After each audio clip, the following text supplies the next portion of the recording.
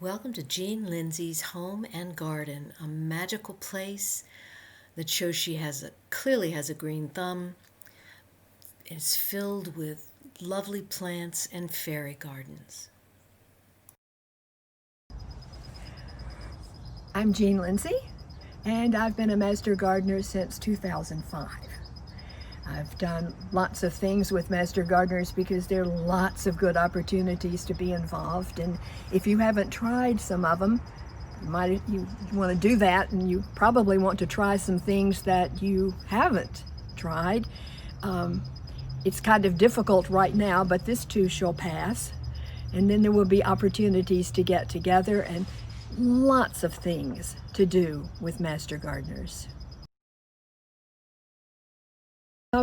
We like our house very much, but we do miss not having a view.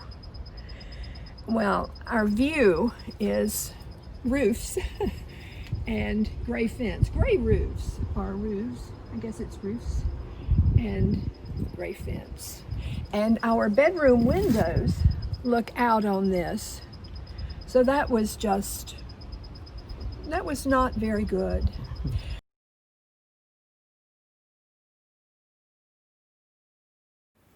When Jean and her husband moved in, the property in the back was just contractor leftovers. There was mud, trash, and hard-packed clay.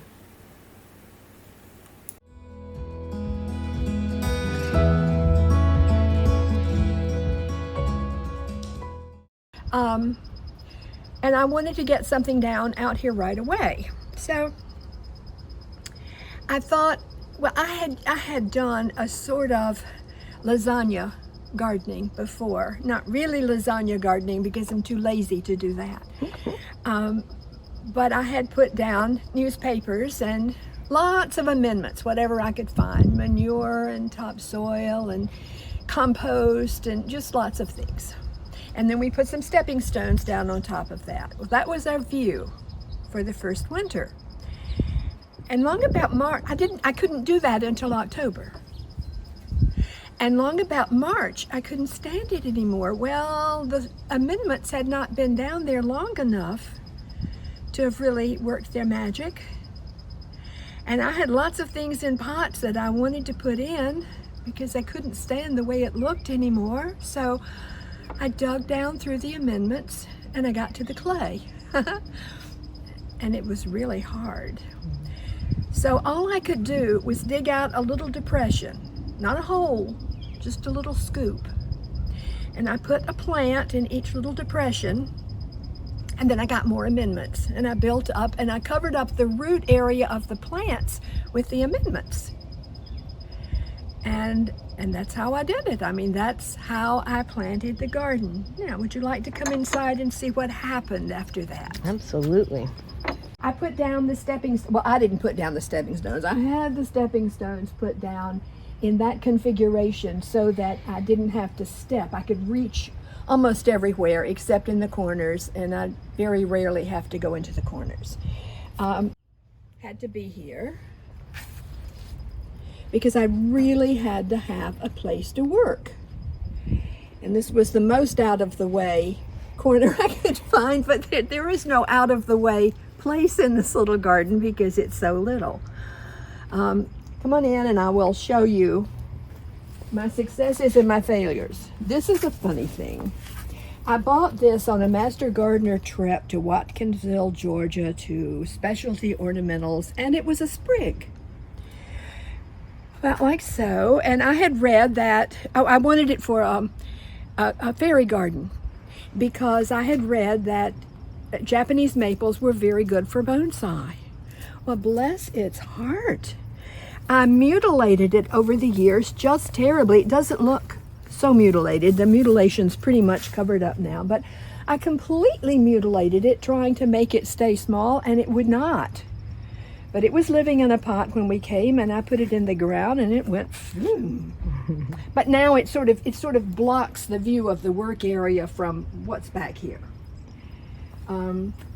This is another not so good thing that's going to have to be replaced. This was a Moselle lantana that I really liked, but it's way too big, and it was just all over everything. And I cut it back so much that it really didn't bloom enough to make itself worthwhile. I thought, well, this must be a cottage garden. And roses, have to have a rose in a cottage garden. So I got a drift rose, and it grows too much too, and I cut it back. And it doesn't, nobody really cares about it. The butterflies don't really care, the birds don't really care. I think I'm going to put something else in there. And you can see I have a drip system, which works sort of well.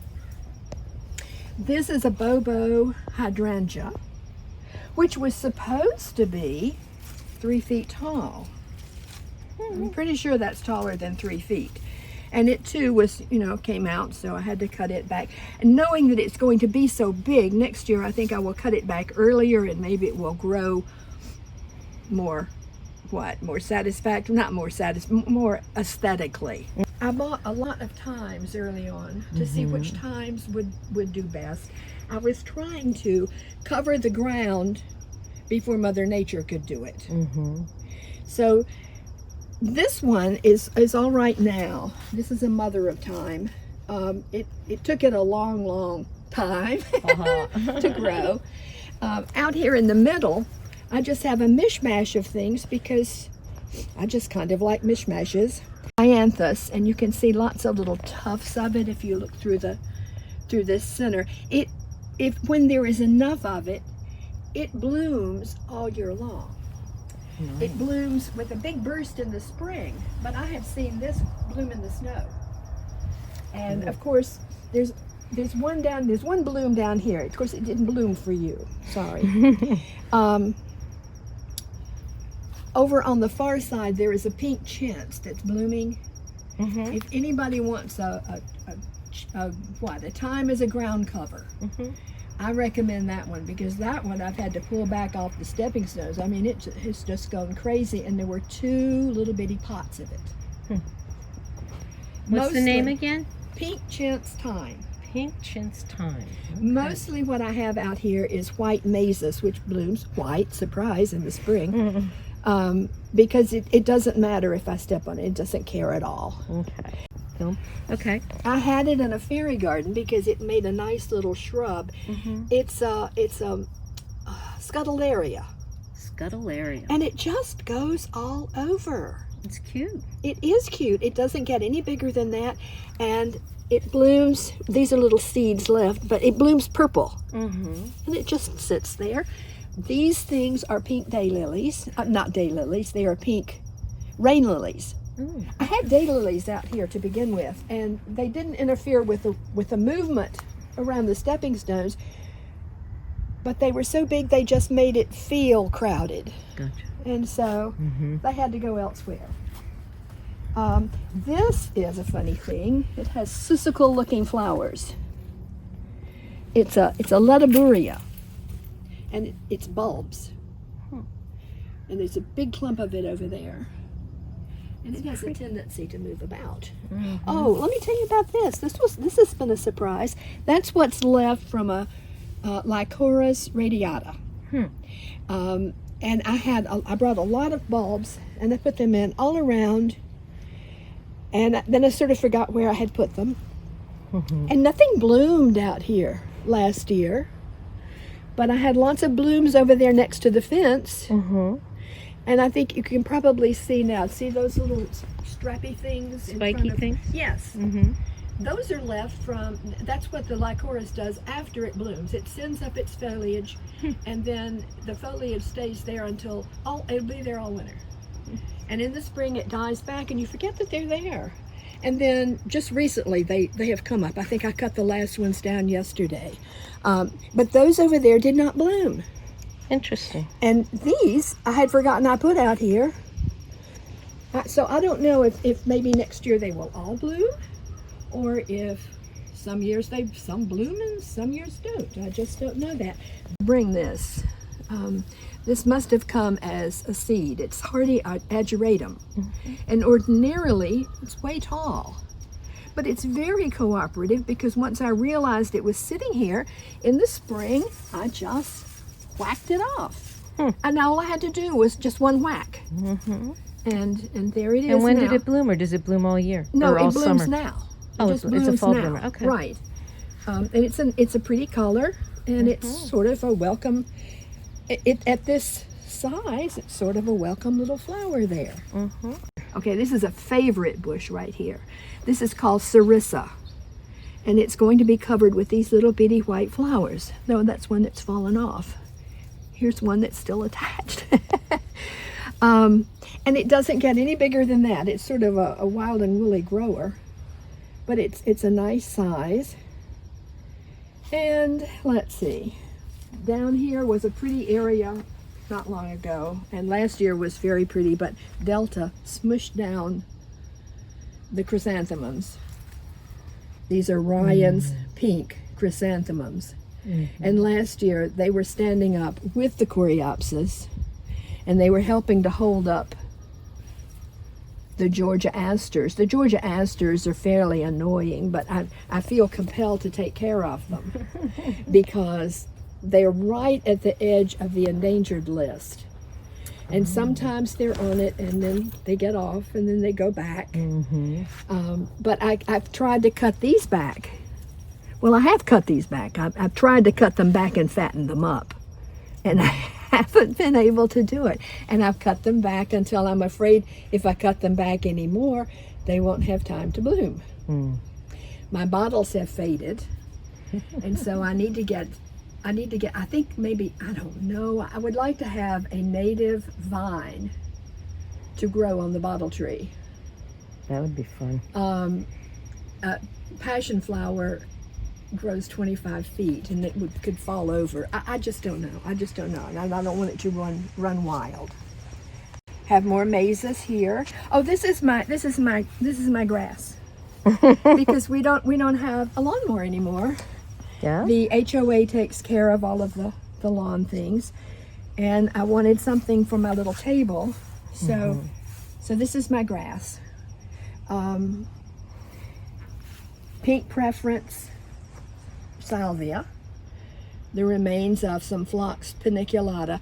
I did have a big black-eyed Susan over there, but it was not cooperative, and it took a long time to bloom, and when it did, it immediately turned brown. And in a tiny space like this, if it's ugly, it's really ugly.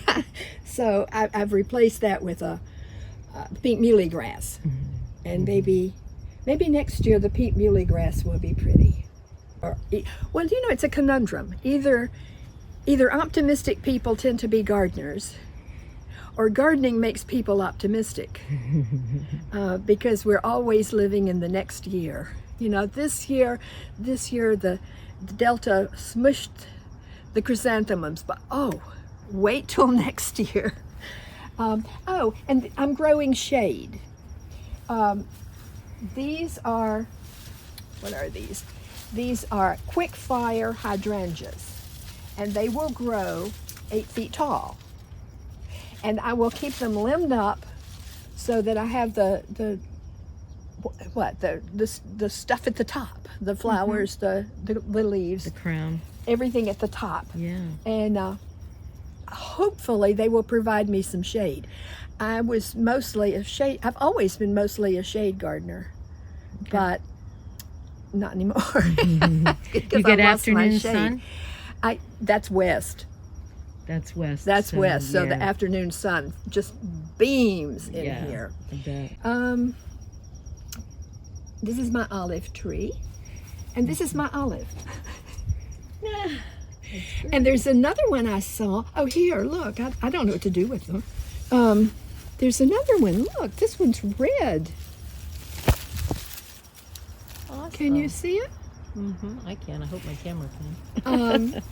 And the little tree was covered with buds and blooms, but the birds ate them. Those birds. The birds just munched up the buds. Huh.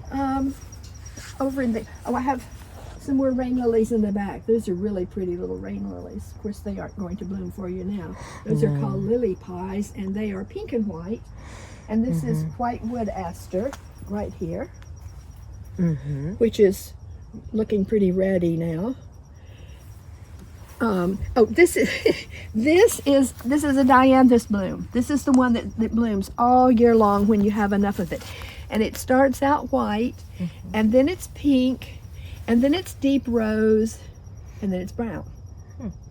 So at any one time, if there's a mass of them, there are all three shades there. Neat. And this is another pink preference, which is cooperating for you. These were in pots. Here's a bird feather. We have had 3 families of bluebirds, and the first 2 years, the poor lady bluebird had 3 different broods, and we learned that it's interesting because the juvenile bluebirds from the first brood hang around with their parents all that season, and then they help out with collecting worms and whatever for the next babies that come along if they're needed. Last year the bluebirds didn't do very well though, and they only had 2 broods, and then there was for a long time no activity at all. And it was kind of sad, and I came over and opened up the box, and there was a dead bluebird in there, and I think it was the mother. Oh, this is interesting. This is Major Wheeler Lonicera, and it's supposed to be evergreen, and it's not really evergreen. It's sort of semi-evergreen because you can see the leaves are dying back now. But I planted it for the hummingbirds. The hummingbirds like it a lot. Oh, and I ordered it. We had, several years ago for the symposium, we had a man from Georgia who has a vine nursery. And he talked at the symposium about vines. And when I wanted I looked and I read about it. I knew that this was what I wanted to get. And then I had to try to find it. And I was having difficulty finding it locally, and it may have just been because it was the time of year that I wanted it, but that was when I wanted it. So I remembered him, and I looked it up, and sure enough, he carried it. And when it came, it was in a large pot. It may have been, I don't know if there is a 2-gallon pot. I don't know. It was a large pot, and there was no top growth at all. But the pot was full of roots. And when I put it in, it just went, and there it is. And you planted it less than 3 years ago? Oh yeah. Look at the vines. I couldn't plant anything until spring of 2018. Wow. So it is significant. Well, it just really grew fast, and it was so interesting that there was no top growth on the pot. Do miniature fairy garden presentations for the Speakers Bureau, and before we moved, I just tucked my little pots up under bushes and shrubs. I didn't have any place to put them. I didn't have any shade. So I thought I made some pedestals of sorts and put them back there, and I put my pots on them, and they just roasted before this vine started to grow. There just really wasn't any shade back there. So I just sort of made a hill and put some other things on it.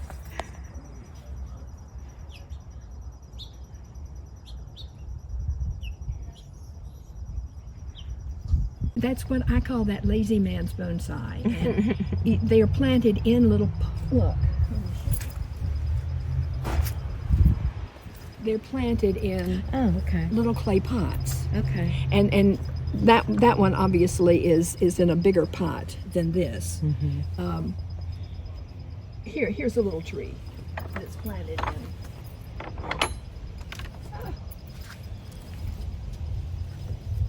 This little tree is planted in a pot, and in the clay pots the water can go back and forth.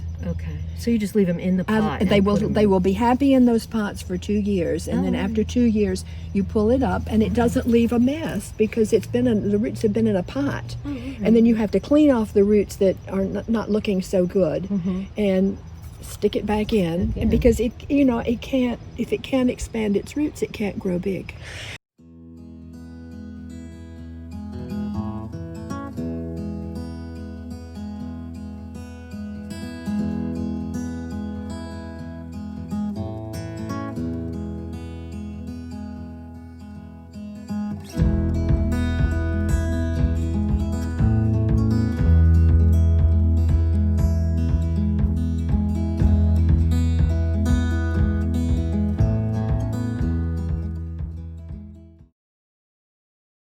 common name is poet's laurel.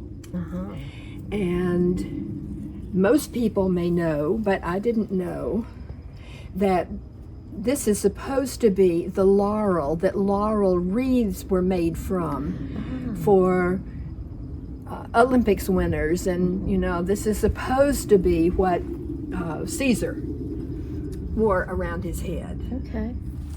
But this thing, okay, A heuchera. this is called Tynanthea. And I bought one of these on another Master Gardener trip, this time to Plant Delights in Raleigh. And I planted it at my old house, my former house. And I planted it on the side in the front. And I enjoyed it for a season, and the next spring it did not appear. And I thought, that's just what happens. But a year or maybe 2 years after that, it was in the backyard. And so I enjoyed it in the backyard for several seasons. And I did not intend to bring it here. I like it very much, but I had no intention of bringing it here. And this year it just appeared. And I've wondered and wondered and wondered. This was in the yard. This citronelle heuchera was in a pot at the edge of a deck, and it was a low deck. So it's possible, I guess, that the seeds came and were and appeared. You know, just Volunteers from that. right. And this one just the Tynanthea just rode over with That's this funny. heuchera. But there it is. There it And is. It's doing very well, and I wouldn't move it for the world No, because I've never had seriously. a plant that picked out its own place before.